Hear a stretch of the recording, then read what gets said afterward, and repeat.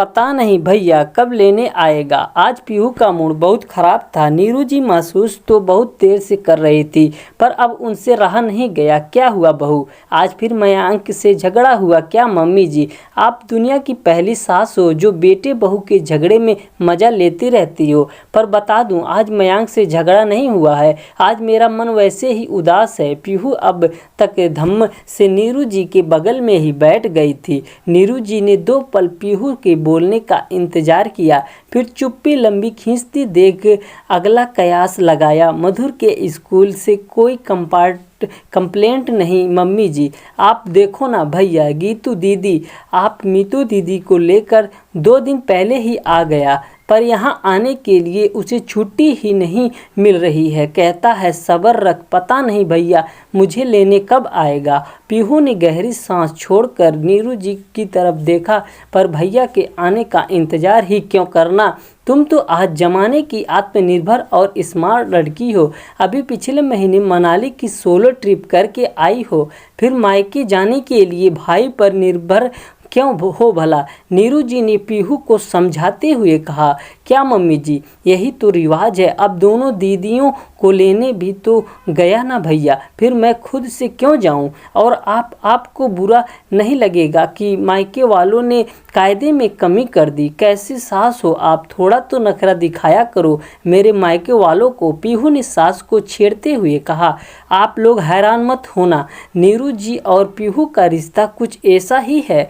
जब पीहू ब्याह कर घर आई तो नीरू जी ने बहू को बेटी मानकर दिल से स्वीकार किया, और पीहू भी आजकल की शरारती बेटियों की तरह उनसे उलझती रहती है। बेटा, मैं तेरी सास होकर भी तेरे भाई की तकलीफ समझ सकती हो, तो तू बहन होकर भी उसका दर्द क्यों नहीं समझ पा रही? मेरे 3 भाई थे, फिर भी कभी कभी लेने आना संभव नहीं हो पाता था। फिर जैसे तैसे वो बेचारे आते भी तो मेरी दादी सास कई बार मुझे उनसे मिलने तक नहीं देती थी। अभी नीरू नहीं जा सकेगी कहकर उन्हें बैरंग लौटा देती थी।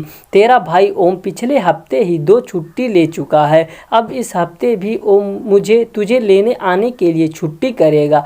तू एक बार ये नई शुरुआत करके देख, मेरा यकीन मान, तेरी बहनें भी अगली बार तुझे फॉलो करेगी और ओम की भागम भाग थोड़ी कम हो जाएगी। नीरू जी ने बात खत्म की तो पीहू कसकर उनके गले लग गई। सच में आप बहुत अच्छी हो, अपने भाई की तकलीफ में बहन होकर नहीं समझी, पर आपने उसके दर्द को समझा। थैंक यू माँ। पीहू बहुत भावुक हो गई। शाम का समय था। ओम ऑफिस से लौटा तो गीतू और मीतू के बच्चों ने उसे घेर कर शोर मचाना शुरू कर दिया। मामू मामू मामू आ गए। आज मामू हमारे लिए क्या लाए हैं? बच्चे के चेहरे की रौनक और उमंग देखकर ओम दिन भर की थकान भूल गया।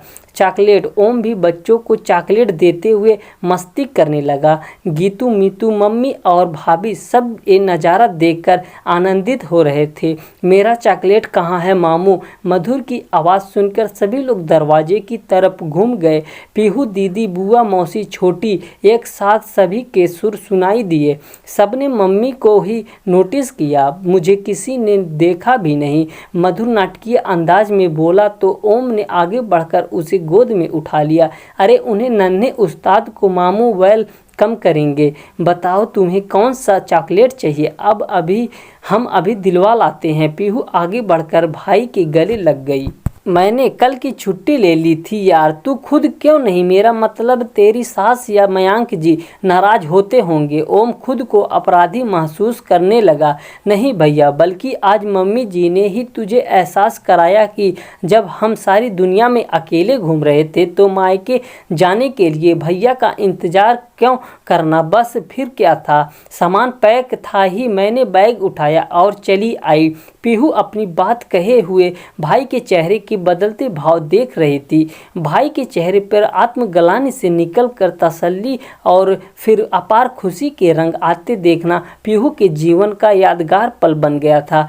सुकून की सांस लेते हुए ओम ने पीहू को गले लगा लिया। थैंक गॉड, पता है कल छुट्टी सैलरी से कटने वाली थी। मैं कैसे तेरा धन्यवाद करूं? तूने बहुत अच्छा किया पीहू। अब वापसी में मयांक जी को परेशान मत करना, तुझे छोड़ने मैं चलूँगा। ओम ने पीहू पीहू को अंदर लाते हुए कहा, कोई ज़रूरत नहीं है भैया, मयंक जी को सबसे मिलना होगा तो आ जाएंगे, वरना जैसे मैं आई खुद से थी मैं वापस भी चली जाऊंगी। पीहू सबसे गले मिलते हुए बोली। पीहू की इस नई शुरुआत ने गीतू और मीतू को भी प्रेरित किया और उन्होंने मन में ठान लिया कि आगे से वो लोग भी आने के लिए भाई का इंतज़ार नहीं देखेंगी, वो खुद से ही आ जाया करेंगी।